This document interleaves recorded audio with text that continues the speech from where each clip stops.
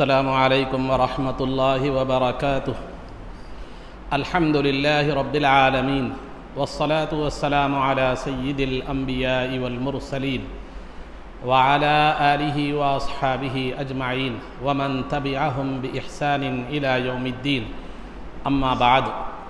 क़ाल अल्लाहु तबारक व तआला फ़िल क़ुरआनिल मजीद वल फ़ुरक़ानिल हमीद। अऊज़ु बिल्लाहि मिनश शैतानिर रजीम। बिस्मिल्लाहिर्रहमानिर्रहीम। या अय्युहल्लज़ीना आमनू अतीउल्लाह व अतीउर रसूल व उलिल अम्रि मिनकुम। सदक़ल्लाहुल अज़ीम। क़ाल अल्लाहु तबारक व तआला फ़ी शानि हबीबिही सल्लल्लाहु अलैहि वसल्लम। इन्नल्लाह व मलाइकतहु युसल्लूना अलन नबिय्य या अय्युहल्लज़ीना आमनू सल्लु अलैहि वसल्लिमू तस्लीमा। अल्लाहुम्मा सल्लि वसल्लिम वज़िद व बारिक अला हबीबिका सय्यिदिना व नबिय्यिना व मौलाना मुहम्मदिन व अला आलिहि व अस्हाबिहि अजमईन। अज़ीज़ान मोहतरम, इससे क़ब्ल आप हज़रात के सामने तख़लीद के हवाले से बुनियादी बातें और क़ुरान करीम से तख़लीद का सबूत जो है ना पेश किया गया था।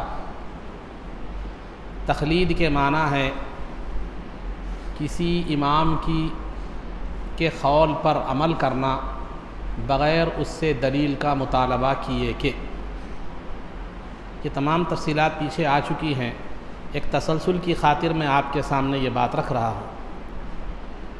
तो तख़लीद जो है ना आम आदमी के लिए जो कुरान और हदीस से मसाइल निकालने की सलाहियत नहीं रखता, उस आम आदमी के लिए या आलिम के लिए भी जो कुरान और हदीस से मसाइल निकालने की सलाहियत नहीं रखता, उसके लिए किसी न किसी इमाम की तख़लीद करना और उनकी इत्तिबा करना ये वाजिब है, और तख़लीद का इनकार करना ये गुमराही है।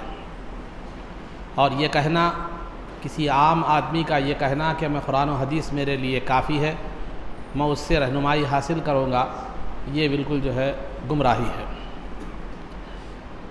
तो लिहाजा कुरान की आयतों से तख़लीद का सबूत पेश किया गया था। अब रहा अहादीस मुबारका तख़लीद के हवाले से कुछ अहादीस मुबारका आपके सामने बयान की जाती है। चुनाचे तिरमिज़ी, इब्न माजा और मुस्नद अहमद बिन हम्बल की रिवायत है कि नबी पाक सल्लल्लाहु अलैहि वसल्लम का इरशाद गिरामी है कि इक़्तदू बिल्लज़ैनि मिन बादी अबी बकरिन व उमरा, कि मेरे बाद, मेरी ज़िंदगी के बाद जो है इन दोनों लोगों की इत्तिबा करो, इक़्तिदा करो, जो कि अबू बकर और उमर है। यानी सरकार दो आलम सल्लल्लाहु अलैहि वसल्लम ने फरमाया कि मेरी हयात के बाद ला अदरी मा बक़ाई फ़ीकुम, मैं नहीं जानता कि मैं तुम में कब तक बाहयात रहूँगा। मेरी ज़िंदगी के बाद इन दोनों लोगों की इक़्तिदा करो, अबू बकर और उमर की। अज़ीज़ान मोहतरम, इक़्तिदा कहते हैं दुनियावी मामले में किसी को फ़ॉलो करना नहीं, दीन के मामले में किसी को फ़ॉलो करना, किसी की इत्तिबा करना, ये इक़्तिदा कहलाता है। यही वजह है कि जब जमात से नमाज अदा की जाती है तो एक होता है इमाम जो सामने खड़ा हुआ होता है, दूसरों को मुक़्तदी कहते हैं, क्योंकि यह नमाज में क्या कर रहा है, इमाम को फ़ॉलो कर रहा है, इमाम के इशारे के मुताबिक क्या कर रहा है, वो रुकू भी कर रहा है, सजदा भी कर रहा है, तो उसको मुक़्तदी कहते हैं और उसके अमल को इक़्तिदा कहते हैं। तो लिहाजा इक़्तिदा कहते हैं दीन के मामलात में पैरवी करने को इक़्तिदा कहते हैं। तो ख़ुद सरकार दो आलम सल्लल्लाहु अलैहि वसल्लम ने इरशाद फरमाया कि मेरे बाद जो है दीन के मामलात में अबू बकर और उमर की जो है ना इत्तिबा करो, और अबू बकर और उमर की इक़्तिदा करो और उनकी इत्तिबा करो। ये नहीं फरमाया कि कुरान और हदीस तुम्हारे लिए काफ़ी है, कुरान भी तुम्हारे सामने है, मेरी अहादीस भी तुम्हारे सामने है, लिहाजा तुम कुरान और हदीस को फ़ॉलो करो, नहीं फरमाया। बल्कि अबू बकर और उमर को क्या करो, फ़ॉलो करो और उनकी इक़्तिदा करो और उनकी इत्तिबा और तक़लीद करो, ये सरकार ने फरमाया। क्यों? इसलिए कि अबू बकर और उमर रज़ी अल्लाह ताला अन्हुमा जो भी बात बतलाते हैं ये उनकी ज़ाती नहीं है, बल्कि या तो कुरान की आयत होगी या रसूल पाक सल्लल्लाहु अलैहि वसल्लम का इरशाद होगा। इसी तरह हमारे अइम्मा इकराम की हम जो इक़्तिदा करते हैं, उनकी जो तक़लीद करते हैं, जो इनकी इत्तिबा करते हैं, ये उनकी कोई ज़ाती बात नहीं होती, ये उनका कोई ज़ाती क़ौल या उनका कोई ज़ाती राय नहीं होती, बल्कि कुरान और हदीस की उनके बाद जो है कुरान और हदीस की तशरीह होती है और वो जो मसला बयान करते हैं वह कुरान और हदीस का निचोड़ और अक़वाल सहाबा का जो है ना निचोड़ होता है। तो लिहाजा अज़ीज़ान मोहतरम, यहाँ सरकार दो आलम सल्लल्लाहु अलैहि वसल्लम ने अबू बकर और उमर रज़ी अल्लाह तआला अन्हुमा की इक़्तिदा करने की, दीन में उनकी पैरवी करने का लोगों को हुक्म दिया। और ऐसी बहुत सी अहादीस हैं, लेकिन मुख्तसर मैं आपके सामने रख रहा हूँ। और एक बुखारी शरीफ की जो है ना की हदीस शरीफ है कि बाब जो है उन्वान, जो हदीस का जो बाब है उसका उन्वान बाबुर रजुली यअतम्मु बिल इमामी व यअतम्मुन नासु बिल मअमूमी, ये बाब है। और उसमें हदीस है कि सरकार दो आलम सल्लल्लाहु अलैहि वसल्लम ने फरमाया कि इतम्मु बी वल यअतम्म बिकुम मन बादुकुम, कि तुम मेरी इक़्तिदा करो और तुम्हारे बाद आने वाले तुम्हारी इक़्तिदा करें। मेरी इक़्तिदा करो और तुम्हारे बाद आने वाले तुम्हारी इक़्तिदा करें।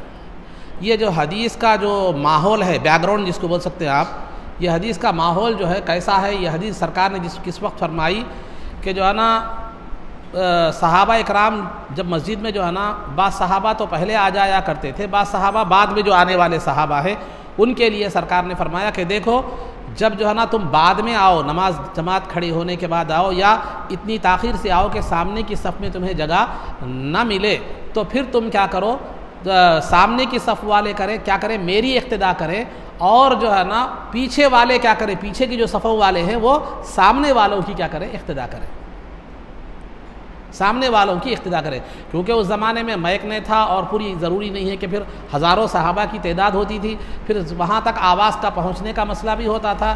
तो लिहाजा जैसे आज भी हमारे पास होता है, मिसाल के तौर पर अगर अब ईदगाह में नमाज़ हो रही है, करंट चले जाए तो आप क्या करेंगे, आप तो या तो मुकब्बिर की आवाज़ सुनेंगे, मुकब्बिर ना हो तो सामने वालों को देख कर क्या करेंगे, आप रुकू और सजदा करेंगे। तो ये ऐसे वक्त में जो सहाबा पीछे बाद में नमाज में तशरीफ़ लाए तो वो क्या करें, सामने की सफ़ वाले सहाबा मेरी इत्तिबा करें और बाद में आने वाले सामने वालों को देखकर क्या करें, अपने नमाज के आमाल को क्या करें, अदा जो है ना करें। ये एक जो है ना ये हदीस एक ख़ास मौके और महल का है, लेकिन इसमें भी तक़लीद की इत्तिबा है। यानी सरकार दो आलम सल्लल्लाहु अलैहि वसल्लम ने सामने की सफ़ वालों से कहा कि देखो तुम जो है ना मुझे देख सकते हो, मेरी इक़्तिदा कर सकते हो और तुम मुझे जो है ना फॉलो कर सकते हो, क्योंकि मैं तुम्हारे सामने हूँ, मेरा रुकू भी तुम्हारे सामने है, मेरा सजदा भी तुम्हारे सामने है, मेरे आमाल भी तुम्हारे सामने है, तुम देख सकते हो। लेकिन बाद में आने वाले वालों को ना मैं नज़र आ सकता हूँ, ना मेरे आमाल नमाज का उन्हें इल्म होता है। तो लिहाजा वो चूँकि तुम्हारे आमाल मिन व अन वैसे ही है जैसे मेरे हैं पहले सफ़ वालों की, तो लिहाजा बाद वालों को चाहिए कि वो तुम्हारी इक़्तिदा करें और तुम्हारी इक़्तिदा करना मेरी ही इक़्तिदा समझी जाएगी और तुम जो है ना मेरी ही इत्तिबा क्या हो जाएगी, समझी जाएगी। इसमें भी जो है ना तक़लीद की तरफ इशारा है, इसमें भी तक़लीद की तरफ इशारा है। वो ये है कि जो लोग जो है ना सरकार दो आलम सल्लल्लाहु अलैहि वसल्लम की अहादीस मुबारका और कुरान को खुद से समझ सकते हैं, समझने की सलाहियत रखते हैं, तो फिर जो है ना वो खुद से क्या करें मालूम है, कुरान हदीस को खुद से मसाइल निकालने की सलाहियत रखते हैं, तो उन्हें तक़लीद ज़रूरी नहीं है, वो जो है ना खुद से मसाइल निकाल कर इत्तिबा कर सकते हैं। लेकिन जो लोग इस दर्जे के नहीं हैं, जिन्हें कुरान हदीस की फ़हम नहीं है, मसाइल निकालने की समझ नहीं है, तो फिर जो है ना वो लोग क्या करें, ये जो निकाले हुए जो समझे हुए लोग हैं उनकी इत्तिबा करें, उनको फॉलो करें। इसमें इस बात की तरफ भी क्या है, इशारा है। लेकिन ये हदीस के दूसरे माना भी हैं, मुहद्दिसीन ने इस हदीस के दूसरे माना, ये तो एक ख़ास वाक़ये का जो है के ताल्लुक़ से ये हदीस है, लेकिन इस हदीस के मुहद्दिसीन ने दूसरे, तो अगर इस हदीस को ख़ास वाक़ये के तहत भी लाएंगे तो भी यही तक़लीद का सबूत, वहाँ तक़लीद की तरफ क्या हो रहा है, इशारा जो है ना मिल रहा है। और दूसरा जो है, जो दूसरा इस हदीस का एक दूसरा मतलब भी मुहद्दिसीन ने बयान फरमाया है। अल्लामा इब्ने हजर अस्क़लानी रहमतुल्लाहि ताला अलैह, जिन्होंने बुखारी शरीफ की शरह की है, बहुत बड़े मुहद्दिस भी थे, तो जो है ना उनकी शरह है फ़तहुल बारी। फ़तहुल बारी में इस हदीस की तशरीह में अल्लामा इब्ने हजर रहमतुल्लाहि ताला अलैह जो है ना फरमाते हैं कि इस हदीस की तशरीह में कि तअल्लमू मिन्नी अहकाम अश-शरीअती वलयतअल्लम मिनकुमुत-ताबिऊन व कज़ालिका अतबाउहुम इला इनक़िरादिद दुनिया, कि देखो ये जो हदीस है, ये हदीस के माना ये है, दूसरा मतलब ये हदीस का ये है, एक तो ये ख़ास मौके के लिए माना भी है, ख़ास माना भी है उसके जो उस मौके के मुनासबत से है।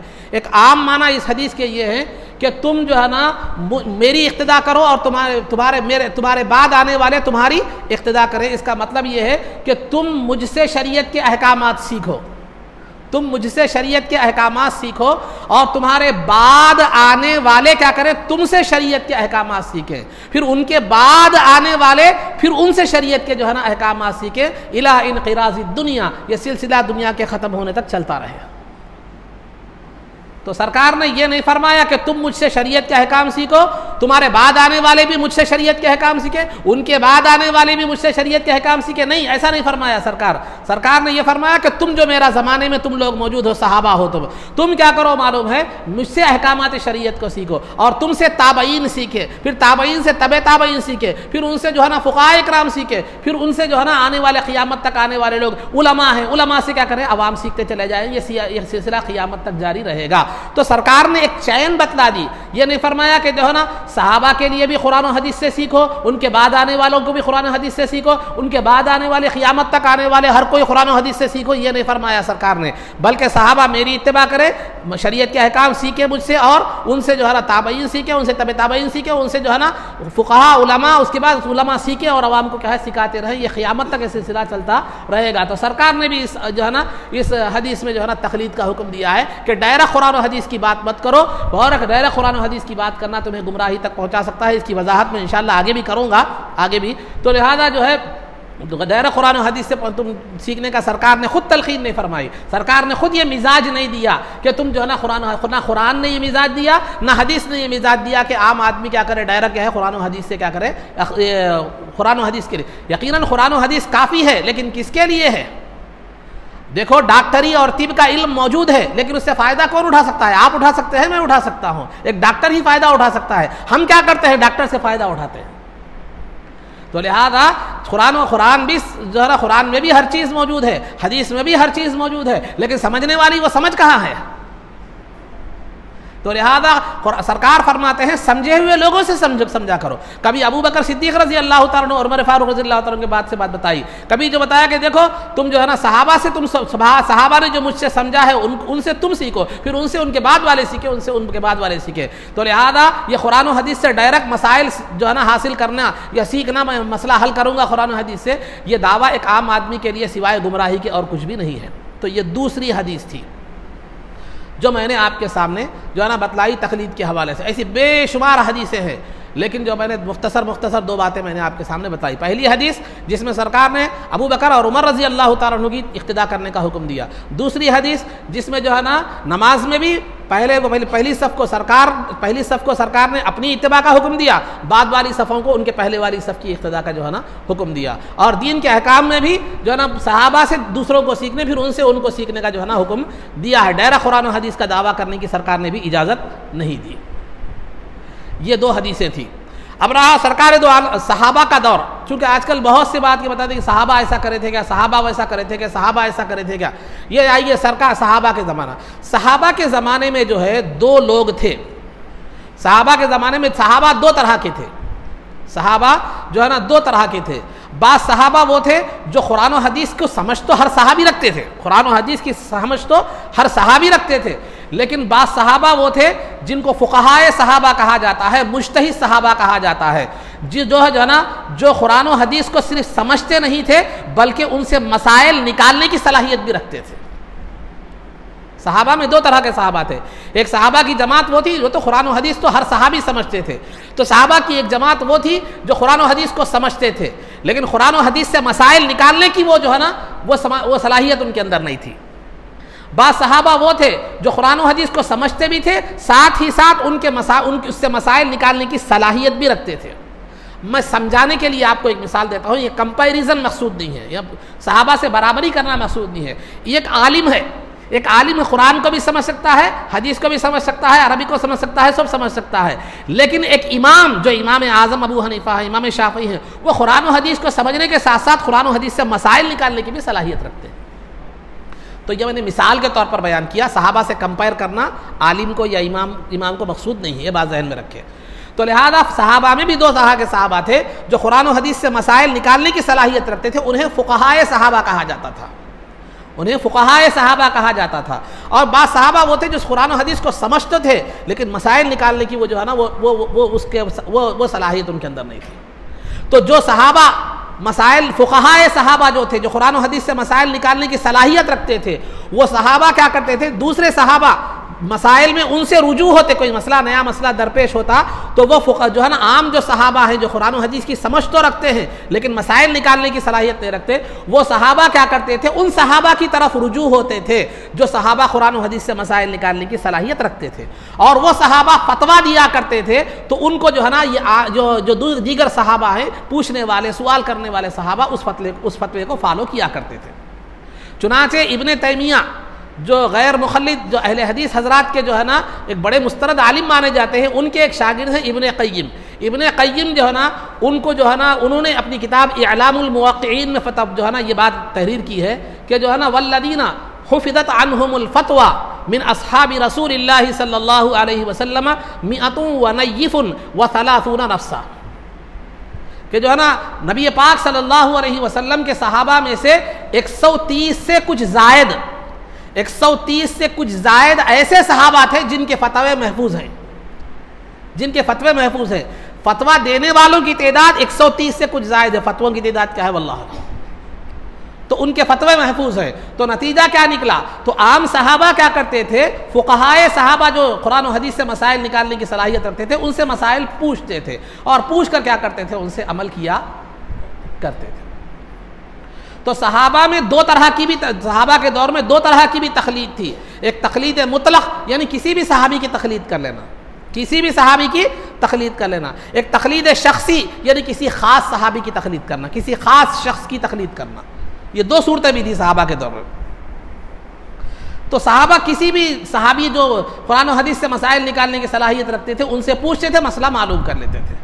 और वो बयान करने वाले जो सहाबी थे, मसला बयान करने के उन्हीं दो तरीक़े उनके पास थे, या तो मसला बयान करके दलील भी बयान कर देते थे, या मसला बयान करके क्या करते थे मालूम, जो है सिर्फ मसला बयान करते थे, दलील नहीं बयान करते थे। तो हम अइम्मा इकराम को हमारे देखेंगे, फिर उसके बाद के फ़ुक़हा को देखेंगे, तो उनमें से बाज़ ने, अइम्मा ने तो मसला भी बयान कर दिया, उसके पीछे दलील भी बयान कर दी, फिर वो दलील के ज़रिए से उन्होंने मसला कैसे निकाला वो भी वजाहत कर दी, वो भी क्या कर दी, वजाहत कर दी। लेकिन आप देखेंगे आम उलमा इकराम जो मसाइल बयान करते हैं, आपको मसला तो बयान करते हैं लेकिन मसले की दलील बयान नहीं करते। तो मसला बयान करना, मसले की दलील न बयान करना अवाम के लिए ये भी सहाबा का तरीक़ा रहा है, और मसला बयान करके मसले की दलील बयान करना ये भी सहाबा का तरीक़ा रहा है,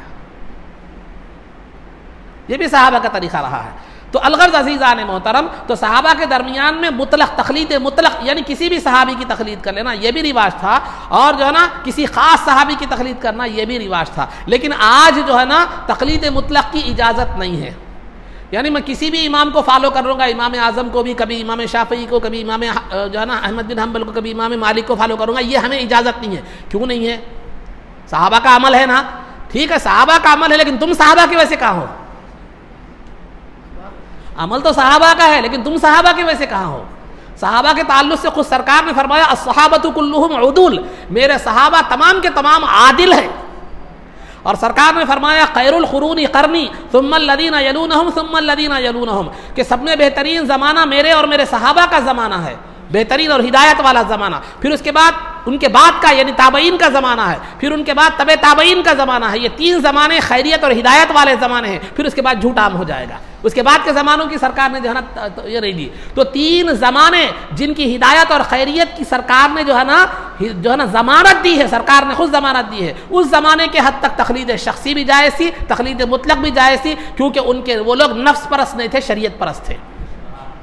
लेकिन आज जो है ना वो ज़माना, तीनों ज़मानों के बाद सरकार ने बाद के ज़मानों की गारंटी नहीं दी, हिदायत की गारंटी दी, अच्छे बुरे सब लोग रहेंगे उसके अंदर। तो लिहाजा आज ज़माना वो ज़माना नहीं है, सहाबा का अमल तो है वो, लेकिन आज सहाबा के वैसे लोग नहीं हैं। तो इसलिए आज क्या है मालूम है, अगर कोई आदमी दावा करता है कि मैं चारों इमामों को फॉलो करता हूँ, तो वो नफ्स परस्ती होगी, वो शरीयत परस्ती नहीं होगी। जैसे इसकी मिसाल मैंने पीछे बयान कर दी है, इसकी मिसाल पीछे जो है ना बयान मैंने कर दी है। तो लिहाजा आज किसी एक इमाम को इत्तिबा करना ये ज़रूरी है, चारों की इत्तिबा की बात वो नहीं कर सकता। ये नफ्स परस्ती है, शरीयत परस्ती नहीं है। क्योंकि इंसान अपनी तबीयत के मुताबिक जिस इमाम के पास आसानी मसले में देखी वो क्या कर लेता है, अपना लेता है, जहाँ मुश्किल है वहाँ छोड़ देता है, मीठा मीठा हाफ हाफ, कड़वा कड़वा थू थू होने से।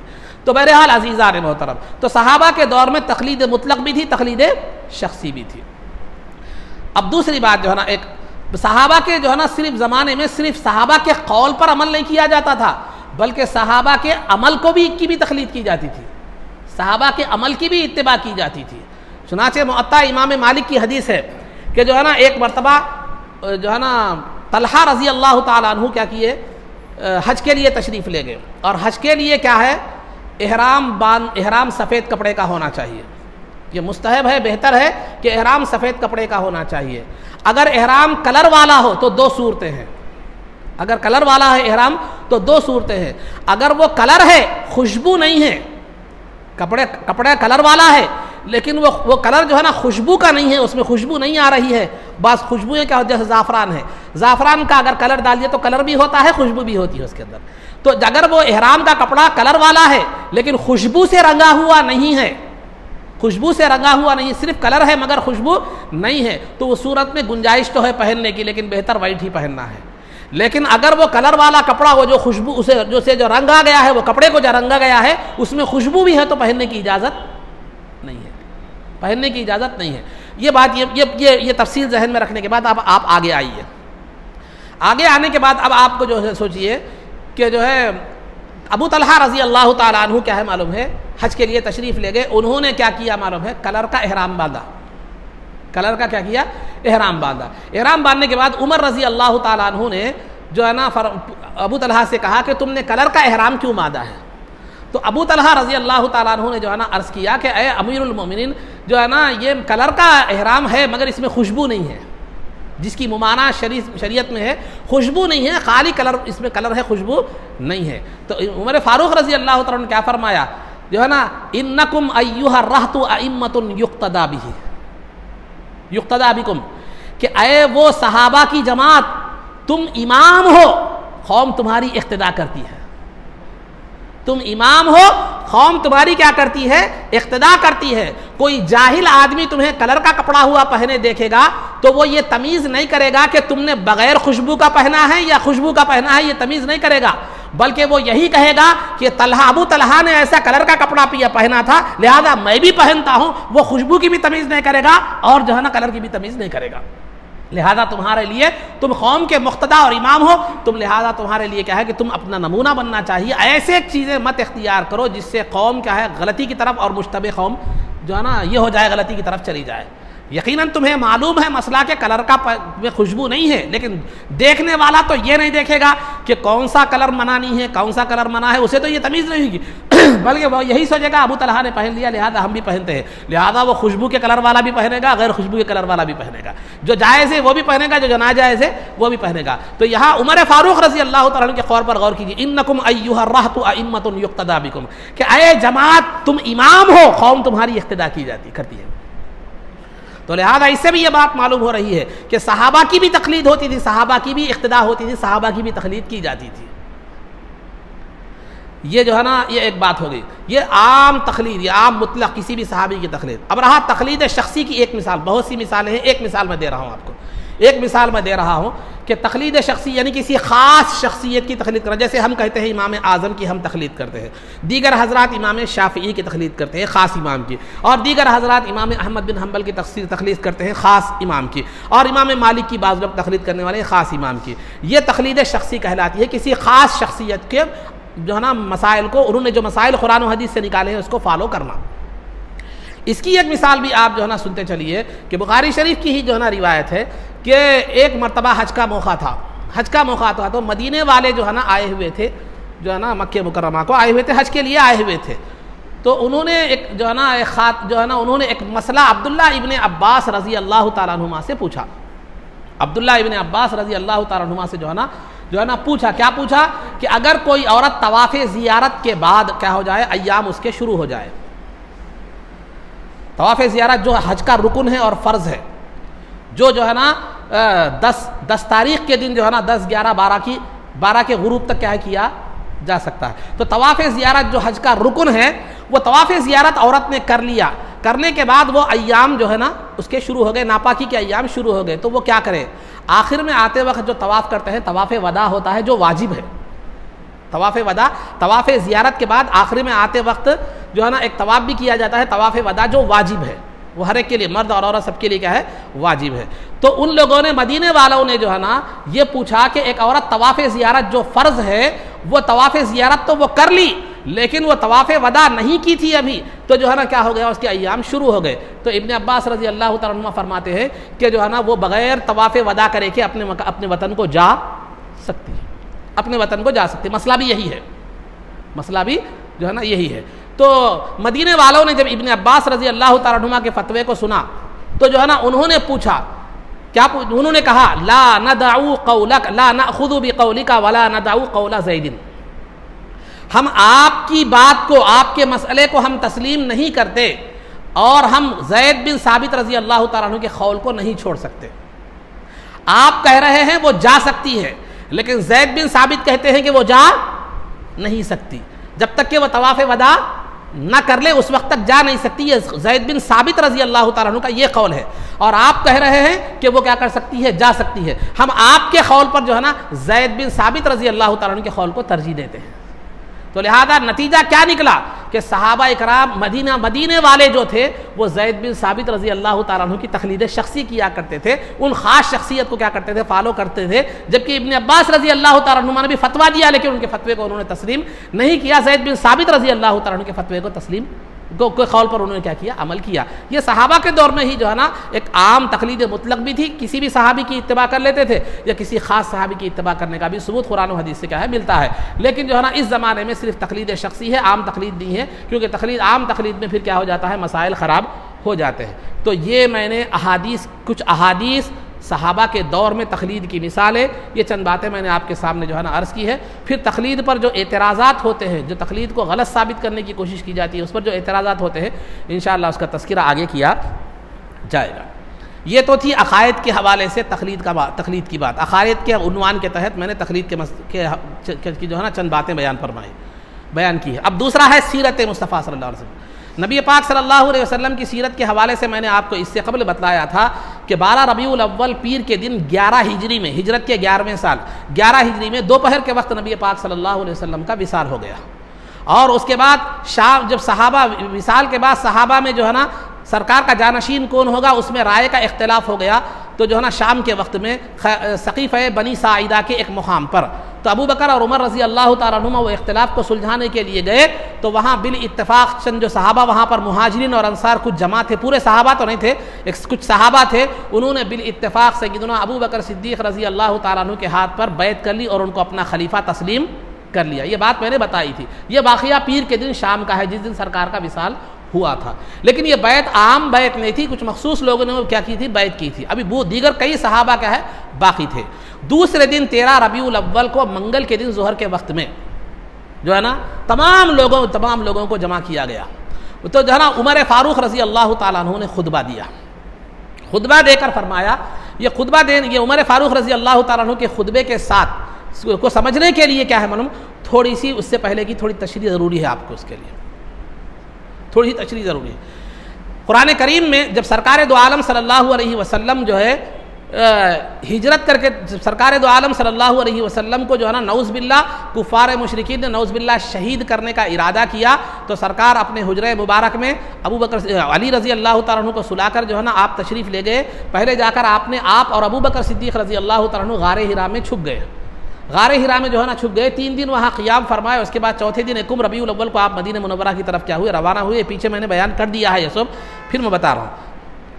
तो उस वक्त जो है जब गारे सौर में ये दोनों छुपे हुए थे, तो छुपे हुए थे, कुफ़ार ने ये ऐलान कर दिया था जो भी सरकार को और अबू बकर सिद्दीक़ रज़ी अल्लाह तआला अन्हु को जिंदा या मुर्दा जो है ना, ये ऐलान नऊज़ बिल्लाह उन्होंने किया था कि जो भी पकड़ेगा वो 100 ऊँट उसे इनाम में दिए जाएगा। अब काफिर जो है ना दौलत की लालच में घूम रहे थे, फिर रहे थे। वो लोग जो है ना ढूंढते ढूंढते वो गारे सौर तक भी आ गए थे, गारे सौर तक भी आ गए थे। तो अबू बकर सिद्दीक़ रज़ी अल्लाह तआला अन्हु बड़े फिक्रमंद थे कि मैं अगर मुझे कुछ हो गया तो कोई परवाह नहीं, लेकिन सरकार को अगर कुछ हो गया तो उम्मत हलाक हो जाएगी। तो गमज़दा थे, बहुत फिक्रमंद थे सरकार के हवाले से। तो अल्लाह ताला ने जो है ना, सरकार ने जो है ना फरमाया ला तहज़न इन्नल्लाह मअना, कि जो है ना सरकार अबू बकर सिद्दीक़ रज़ी अल्लाह तआला अन्हु को तसल्ली देते हुए फरमाया कि गमज़दा मत हो, अल्लाह हमारे साथ है। तो इस वाक़िए को कुरान ने जो है ना फरमाया, कुरान ने बयान फरमाया, क्या फरमाया, सानियत नईन, कि इद हुमा फिल गार, याद करो उन दोनों लोगों को जिनमें के दूसरे अबू बकर थे, जबकि वो दोनों गारे सौर में थे। तो कुरान करीम में इस आयत में अबू बकर सिद्दीक रजी अल्लाह तआला अन्हु को दोनों में का दूसरा करार दिया, यानी सरकार पहले हैं और दूसरे अबू बकर हैं। ये ज़हन में रखिए, आगे मैं बात बता रहा हूँ। तो ये इससे ये बात वाज़ेह तौर पर मालूम होती है कि सरकार के बाद अगर किसी का दर्जा है तो वो अबू बकर का है उम्मत में, क्योंकि सरकार को खुद कुरान ने अल्लाह ने फरमाया सानियत नहीं, दोनों में से दूसरा। या अगर अबू बकर का दर्जा दूसरा ना होता, सरकार के बाद ना होता, तो अल्लाह ताला ये फरमाता था दोनों में से एक, दोनों में से एक फरमाता, दोनों में से एक नहीं फरमाएगा, दोनों में से दूसरा। तो पहले सरकार है, दूसरे नंबर पर अबू बकर सिद्दीक रज़ी अल्लाह। ये एक आयत, कुरान की आयत। उसके बाद जब इद हुमा फिल गारी, जबकि वो दोनों गार में थे, इद यकूलु लिसाहिबिही, जबकि सरकार अपने साथी से जो है ना फरमा रहे थे, सरकार अपने साथी से फरमा रहे थे। साहिबिही, साहिब साथी यानी सहाबी किसको कह सकते हैं, साहिब के माने सहाबी के हैं। तो लिहाजा अल्लाह ने अबू बकर की सहाबियत का ऐलान कुरान में फरमाया कि उनको सरकार का साथी कहा। और सहाबा, कई सहाबा साथी थे सरकार के, लेकिन अबू बकर को यहाँ जो है ना को खास तौर पर सहाबी के सरकार अबू बकर की सहाबियत और साथी होने की निस्बत सरकार की तरफ करना, ये इख्तिसास के साथ था, इख्तिसास की वजह से था। इख्तिसास किसको कहते हैं? यूं तो तमाम सहाबा सरकार के साथी हैं, लेकिन खास साथी अगर कोई है तो यारे गार अबू बकर है, यारे गार अबू बकर है। दूसरी चीज उसकी यकूलु लिसाहिबिही, जो है ना, देखो ये जब सरकार कह रहे थे कि अपने साथी से कह रहे थे, यानी अपने खास साथी से कह रहे थे जो अबू बकर थे, ठीक है, क्या कह रहे थे? ला तहज़न, तुम गमज़दा मत होना, इन्नल्लाह मआना, यकीनन अल्लाह हम दोनों के साथ है, अल्लाह हम दोनों के साथ है। जिस तरह अल्लाह की मईयत, उसकी नुसरत, उसकी ताईद मेरे साथ है, तुम्हारे साथ भी है। ये तीन बातें आपको जहन में आ गई। अब उसके बाद आइए, जब दूसरे दिन मंगल के दिन 13 रबीउल अव्वल को ज़ोहर के मौके पर जो है तमाम सहाबा को जमा किया गया, तो उमर फारूक रजी अल्लाह ताला अन्हु ने जो है ना तमाम सहाबा के दरमियान से फरमाया कि देखो ऐ सहाबा, मैं समझता था कि नबी पाक सल्लल्लाहु अलैहि वसल्लम का विसाल हम सबके बाद होगा, लेकिन हुआ ऐसा कि सरकार हमसे पहले इस दुनिया से पर्दा जो है ना फरमा गए। हमें जो है ना दीन में कोई तब्दीली मुमकिन नहीं है कि कुरान जैसी नूरानी हिदायत वाली किताब हमारे सामने जो है ना मौजूद है, और सरकार के बाद अगर कोई दूसरा हाथ है तो वो अबू बकर सिद्दीक रजी अल्लाह तआला अन्हु का हाथ है। और उमर फारूक रजी अल्लाह तआला अन्हु ने फरमाया कि देखो तुम में से कोई ऐसा है जिसको सानियस नैन की खुसूसियत हासिल हो, दोनों में के दूसरा होने की खुसूसियत हासिल हो, और तुम में से कोई ऐसा है जिसको सरकार का खास साथी होने की खुसूसियत हासिल हो। क्या तुम में से कोई ऐसा है जिसके साथ अल्लाह रब्बुल इज्जत ने, जिस सरकार के साथ जिसकी साथ अल्लाह की नुसरत और ताईद होने का अल्लाह ने ऐलान फरमाया, तुम में से कोई अगर ये तीन, वैसे तो अबू बकर सिद्दीक रजी अल्लाह तआला की बेइंतहा खुसूसियत है, लेकिन उमर फारूक रजी अल्लाह तआला ने वहां ऐलान में सरे दस्त ये फरमाया, अगर तुम में से कोई ये तीन खुसूसियतों का हामिल है तो वो आए, वो खलीफा बने, वरना अबू बकर सिद्दीक रजी अल्लाह तआला के हाथ पर बैत कर लो, अबू बकर सिद्दीक रजी अल्लाह तआला के हाथ पर बैत कर लो, यही जो है ना सबसे बेहतर है। उमर फारूक रजी अल्लाह तआला तो पीर के दिन वहाँ सकीफ़े बनी साइदा के मुकाम में जो खास बैत हुई थी उसमें बैत कर चुके थे। उसके बाद जो है ना अबू बकर सिद्दीक रजी अल्लाह तआला के ताल्लुक़ से ये आपने तमहीद बांधी आपकी खिलाफत की। उसके बाद खुतबे मिंबर से उतर गए, उतरने के बाद जो है ना अबू बकर सिद्दीक रजी अल्लाह तआला से कहा कि आप मिंबर पर तशरीफ़ ले जाइए ताकि लोग आपके हाथ पर क्या करें, बैत करें। अबू बकर सिद्दीक रजी अल्लाह तआला झिझक रहे थे, तो लिहाजा उमर रजी अल्लाह तआला ने बार बार इसरार किया कि आप तशरीफ़ ले जाइए। तो अबू बकर सिद्दीक रजी अल्लाह तआला के अदब का ख्याल देखिए। सरकार दो आलम सल्लल्लाहु अलैहि वसल्लम मिंबर रसूल पर मस्जिद नबवी में जिस सीढ़ी पर बैठते थे, अबू बकर वो सीढ़ी पर नहीं बैठे, उसके नीचे वाली सीढ़ी पर बैठे। अमलन भी बता दिया कि सानियस नैन हूं मैं, अमलन भी बता दिया कि मैं दोनों में का दूसरा हूं, सरकार पहले है, मैं दूसरा हूं, क्योंकि पहली सीढ़ी पर सरकार बैठते थे, दूसरी सीढ़ी पर मैं बैठा हूं। तो लिहाजा अपने अमल से सानियस नैन की तफसील अबू बकर सिद्दीक ने फरमा दी। बैठी, उसके बाद जो है ना आपने बहरहाल बैत हुई, आपके लोगों तमाम लोगों ने बैत की।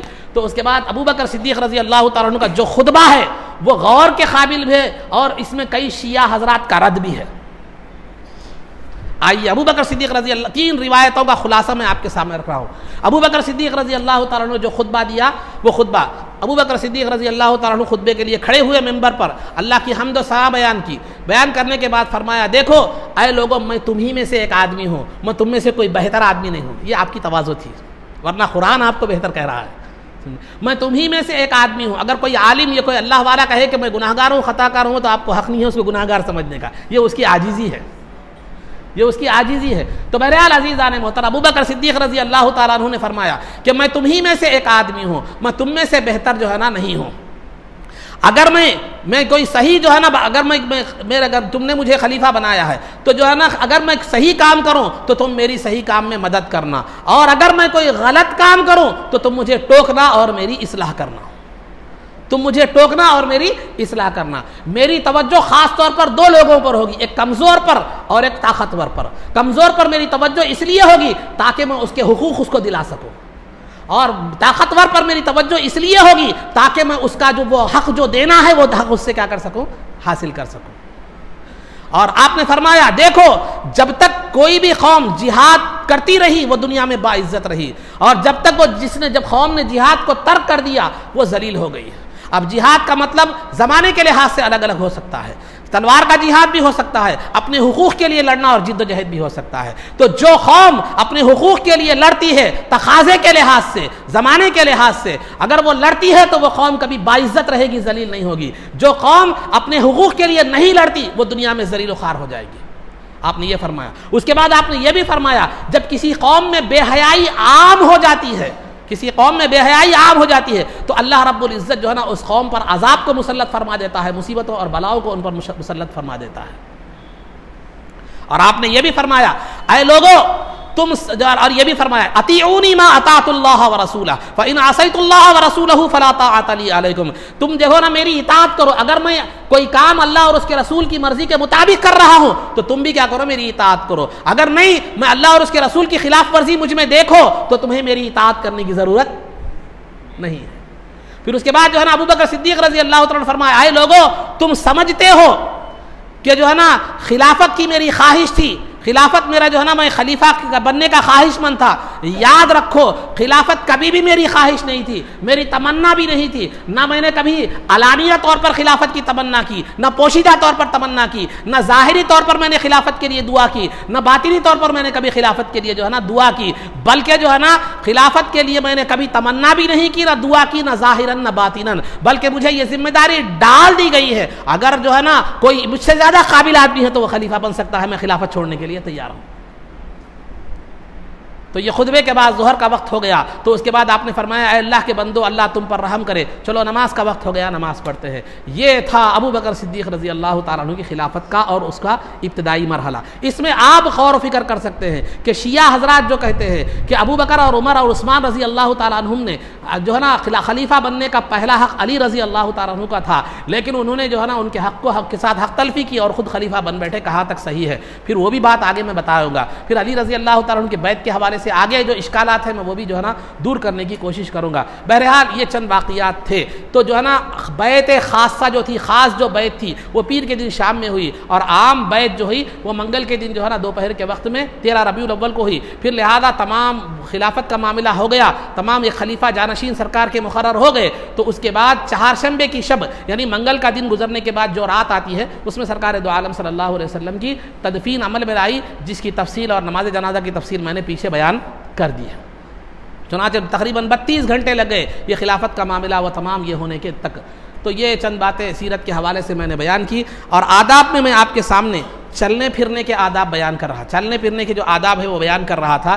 तो उन्हीं में से एक जो है ना अदब ये है कि जब आप जो है चलने फिरने के हवाले से एक बात यह है कि जब आप एक जमात के साथ चल रहे हो, यानी चंद लोगों के साथ चल रहे हो, चंद जो है ना लोगों के साथ चल रहे हो, तो आप ऐसे अंदाज में मत चलिए कि आप एक इम्तियाजी शान आपकी नज़र आए, आपकी ये खुसूसियत नज़र आए, और आपका ये जज्बा ना हो कि सुबह में अलानिया नज़र आना, सुबह में जो है ना अलग दिखाई देना, एक अलग जो है ना डिफरेंट दिखाई देना, ये जज्बा नहीं होना चाहिए। बल्कि सबके साथ चल रहे हैं तो सबके साथ मिलकर साथियों की तरह चलिए। क्योंकि नबी पाक सल्लल्लाहु अलैहि वसल्लम जो है ना चलने के हवाले से हो, बैठने के हवाले से हो, मजलिस में हो, कभी भी हो, इस अंदाज में रहा करते थे कि नए आदमी को पहचानना मुश्किल हो जाता था कि कौन आका है कौन गुलाम है। और सहाबा के साथ चलते भी थे, कभी हाथ में हाथ डालकर चलते थे, कभी सहाबा के साथ ऐसे रहते थे कि गोया जो है ना ये आका और गुलाम नहीं बल्कि एक दूसरे के साथी है।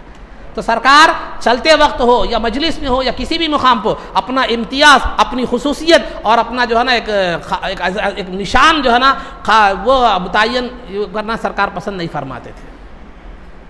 जब हिजरत करके सरकार तशरीफ़ लाए मदीने मुनव्वरा को तो नए लोग जो है ना इस्लाम में लाने लगे। तो सरकार बैठे हुए हैं, अबू बकर बैठे रज़ी अल्लाह तआला अन्हु जो है ना सब बैठे हुए हैं, सहाबा बैठे हुए हैं। कुछ नए लोग आए, वो आकर जो है ना अबू बकर सिद्दीक़ रज़ी अल्लाह तआला अन्हु को सहाबी सरकार समझने लगे। तो जो है ना अबू बकर सिद्दीक़ रज़ी अल्लाह तआला अन्हु ने उनके चेहरे से भांप लिया कि ये मुझे सरकार समझ रहे हैं। तो आपने फ़ौरन क्या कर दिया, चादर को सरकार के सर पर जो है ना तान दिया, बताने के लिए कि देखो ये आका है, ये गुलाम है। तो सरकार सहाबा के दरमियान आपकी आजीज़ी और इनकिसारी और अखलाक ये थे कि सहाबा के दरमियान कभी पैर फैला के नहीं बैठा करते थे, अरे मेरे गुलाम है ना बोल के। तो जब चल रहे हो तो अपनी इम्तियाज़ और अपनी खुसूसियत जो है ना बताते हुए मत चलो। सबके साथ चल रहे हो तो एक आम अंदाज में जो है ना चलो, और ये बताने की कोशिश मत करो मैं एक अलग हूँ, मैं एक जो है ना ज़्यादा अपने आप को लोग मेरे ऐसी कोई हरकत इख्तियार मत करें कि लोग ज़्यादा मुझे फोकस करें, समझे। ऐसा कोई तरीक़ा ये चलने के आदाब के ख़िलाफ़ है। और दूसरी बात अज़ीज़ान मोहतरम, आजकल हमारे पास बहुत से नौजवान कट्टों पर बैठते हैं, गलियों में कट्टों पर वगैरह बैठते हैं। तो पहले शरीयत में जो है ना रास्ते के किनारों पर बैठना, रास्ते में बैठना ये पसंदीदा अमल करार नहीं दिया गया, ये पसंदीदा अमल करार नहीं दिया गया। लेकिन अगर बैठते हैं तो उसके भी कुछ आदाब बयान किए गए हैं। किसी को ज़रूरी है कोई जो है ना ये है तो उसके भी आदाब बयान किए गए हैं। क्या आदाब बयान किए गए हैं? जो है ना सबसे पहला अदब जो है ना अपनी निगाह की हिफाजत करना। लड़कियां जा रही है, औरतें जा रही हैं, गैर महरम जा रही हैं, उनको ताकना नहीं, उनको देखना नहीं, उनको जो है ना गैर महरम, पहले अपनी निगाह की हिफाजत करें, पहली चीज़। दूसरा, जाने आने वालों को सलाम करें या वो सलाम कर रहे हैं तो उनका जवाब दें, ये दूसरी चीज़। और जो है ना तीसरी चीज़ जो है ना कोई रास्ता भटका हुआ है तो उसको रास्ता बतलाएं। रास्ता भटका हुआ है तो रास्ता उसे क्या करें, जो है ना बतलाएं। कोई पूछे मिसाल भाई ये रास्ता यहाँ जाना है किधर है, बोले तो गलत ना बताएं, बल्कि उसे सही रास्ता बताएं। नहीं मालूम तो जितना मालूम है उतना बताएं, या नहीं मालूम तो नहीं मालूम बोले तो रास्ता बतलाएं। चौथी चीज़, किसी मुसीबत ज़दा की मदद करें। मिसाल के तौर पर एक ज़ईफ़ आदमी जा रहा है, कोई बोझ उठा लेकर जा रहा है, उसका कोई चीज़ गिर गई, थैली गिर गई, उठाने नहीं आ रहा, आप उठाइए, उसकी मदद कीजिए। तो मदद करने के लिए यहाँ पर जो है ना बैठिए, मदद करने के लिए क्या कीजिए, आप बैठिए। तो क्या करना है, निगाहों की हिफाजत करना है और सलाम का जवाब देना है और रास्ता भटके हुए को रास्ता बतलाना है। कोई किसी को मदद की ज़रूरत हो तो जो है ना मदद करना है। रास्ते में अगर कोई तकलीफ़ दे चीज़ पड़ी हुई है तो उसको क्या करना है, दूर करना है। ये रास्ते के आदाब है। लेकिन अगर ये बात को रास्ते में तकलीफ़ दे चीज़ को, जो आने जाने वालों के लिए तकलीफ़ बन सकती है, कोई भी चीज़ हो, वो कोई भी चीज़ हो, खा वो पत्थर हो, कांटा हो या कोई गाड़ी ही क्यों ना हो, तो लिहाजा ये जो है ना तकलीफ़ दे चीज़ है जो आने जाने वालों के लिए परेशानी का बाइस बन रही है, तो आप क्या करें, उसको दूर करें। तो हमारे पास आम तौर पर हम देखते हैं कि गाड़ियों की पार्किंग इस बेतरतीबी से की जाती है कि वो सामने वाला किधर से जाता हमारे को उसका मतलब नहीं है, बस हम लगा दिए, ख़त्म।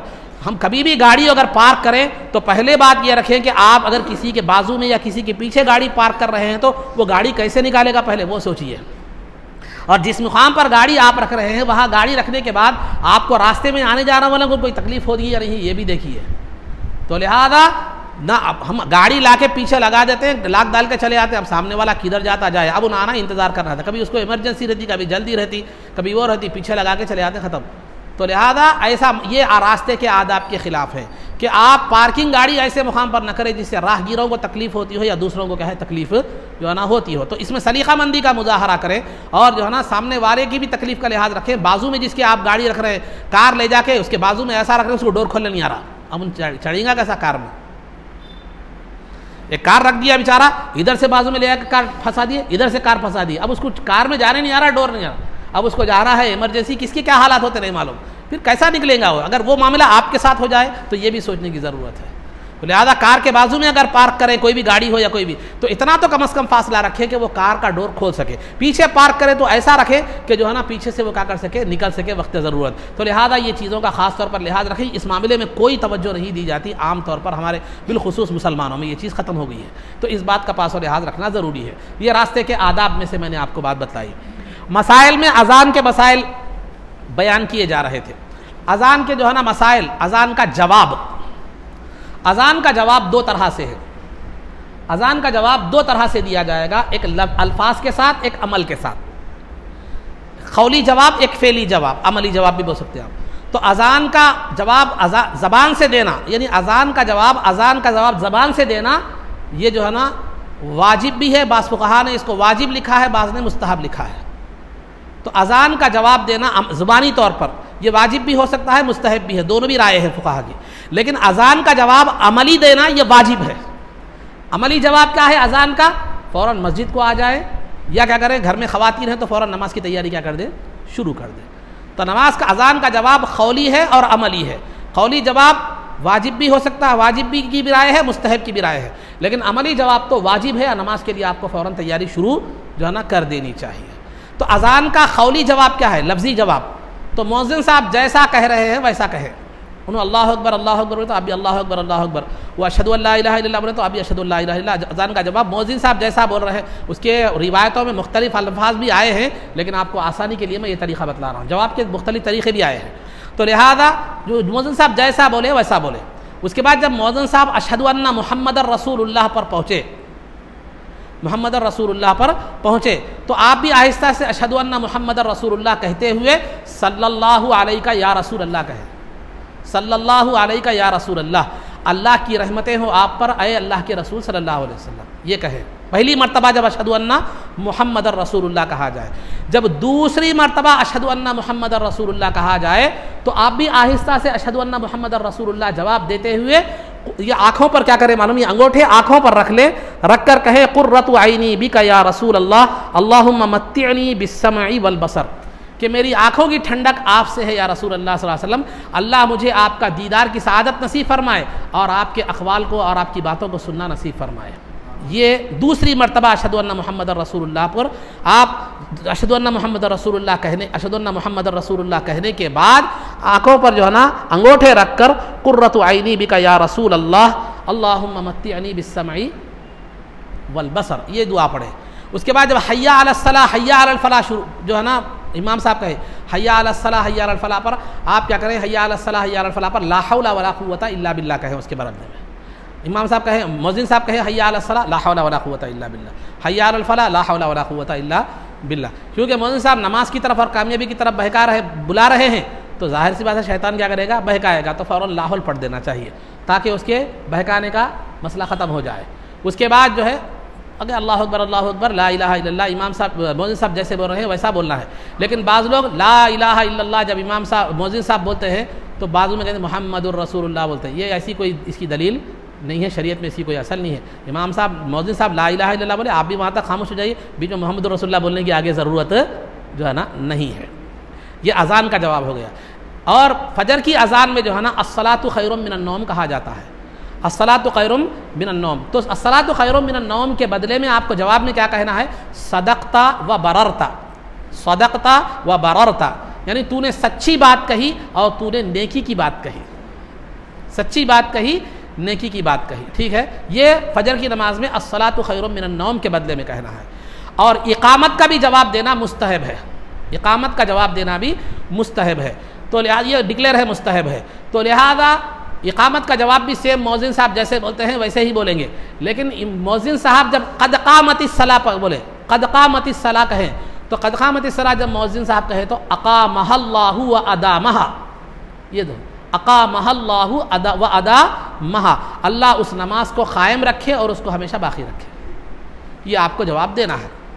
ठीक है, तो अज़ान का जवाब खौली होता है, अमली होता है। खौली के बारे में फ़ुक़हा की दो राय हैं, मुस्तहब और वाजिब दोनों की भी। और अमली के बारे में वाजिब है कि वो अमली जवाब ये है कि मस्जिद में जो है ना हाजिर होना चाहिए। और अज़ान का जवाब देना जो है ना वह हर मर्द और औरत दोनों पर क्या है मालूम है, देना है।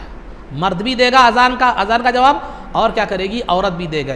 मर्द नापाक भी हो तो देगा, औरत भी नापाक होगी तो भी देगी। कोसी नापाकी जो अय्याम के अलावा है, अय्याम के अलावा जो नापाकी होती है एहतलाम की वजह से या हम बिस्तरी की वजह से जो नापाकी होती है, तो हम वो मर्द भी जवाब देगा नापाकी की हालत में अजान का, और जो है ना औरत भी अगर नापाक है, कौन सी अय्याम के अलावा नापाकी है, तो उसमें औरत भी क्या करेगी, अजान का जवाब देगी।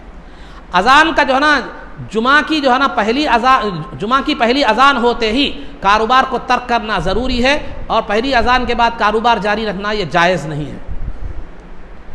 और एक बसावकात हम देखते हैं कि कई मस्जिदों की अजानों की आवाज़ें क्या होती है, अच्छा जुमा की पहली अजान का जवाब देना वाजिब है, ज़रूरी है, और जो अमली जवाब भी है, अमली जवाब ये है कि कारोबार तर्क करके फिर अब क्या करें, मस्जिद की तरफ क्या करें, लौट जाए।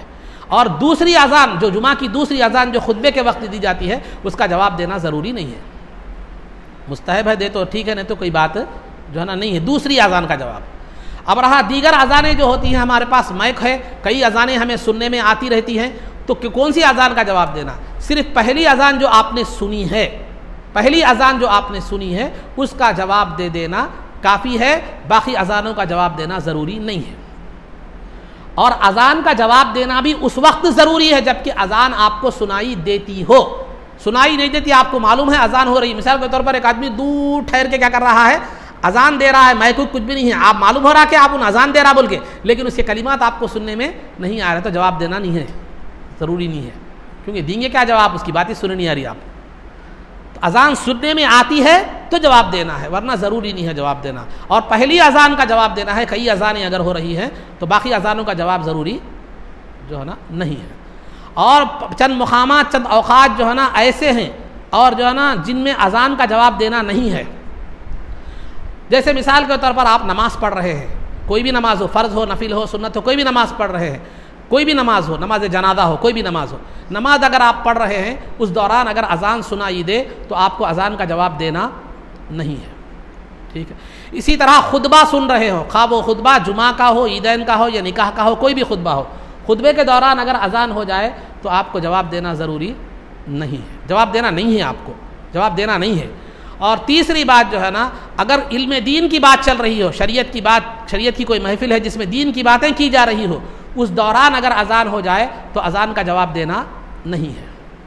और खाना खा रहे हो तो खाने के दौरान अगर अजान का जवाब देना है, अजान हो जाए तो खाने का जवाब, अजान का जवाब देना आप पर ज़रूरी नहीं है। खाने के अलावा अगर दूसरा काम आप कर रहे हैं, कुरान की तिलावत ही क्यों ना हो, अगर आप दूसरा काम कर रहे हैं खाने के अलावा, तो फिर आपको वो काम रोक कर क्या करना चाहिए, अजान का जवाब देना चाहिए। लेकिन खाना खा रहे हो तो खाने के दौरान अगर अजान हो जाए तो उसका जवाब देना ज़रूरी नहीं है।